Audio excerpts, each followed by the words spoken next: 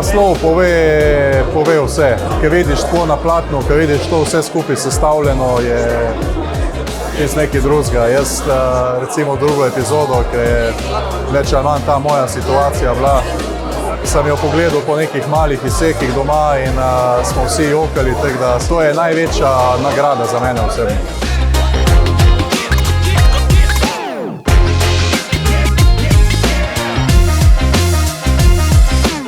Ja, na začetku mogoče niti niso več vedeli, a snimam ali ne snimam. Tako kot sem že rekel, sem imel tako malo kamero, da niso bili toliko obremenjeni, niti niso videli teh posnetkov nikoli in so enostavno pozabili. Situacije, ki se pa dogajajo v garderobi v živo, pa nobene pozna in verjamem, da bojo dobro sprejete.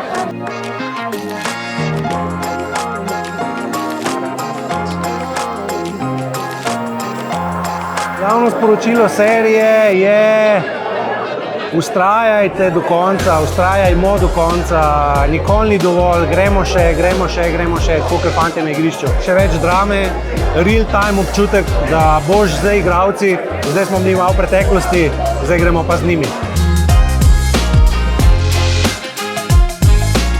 Ni bilo enostavno, zagotovo, sploh glede na to, da smo imeli že velike zvezdnike, ene izmed najboljših odbojkarjev na svetu, to je Tine Urnaut, Klemen Čebulj, Dejan Vinčić, Mitja Gasparini, Alen Pajenk, so bili moji idoli, ko sem bil mlajši, tako sem rekel tudi prej, pobiral sem jim žoge, navijal sem za njih, potem pa enkrat prideš tja in prvi teden je bilo samo wow. In ja, naredili so veliko zgodbo, lahko se jim samo zahvalimo.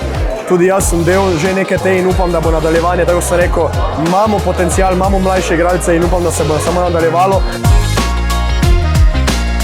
Definitivno zadnja sekvenca na olimpijskih igrah, saj morate videti, kaj se je zgodilo. Ampak vse, kar lahko rečem jaz, da sem imel pač monitor na kameri, cel mokor od solz.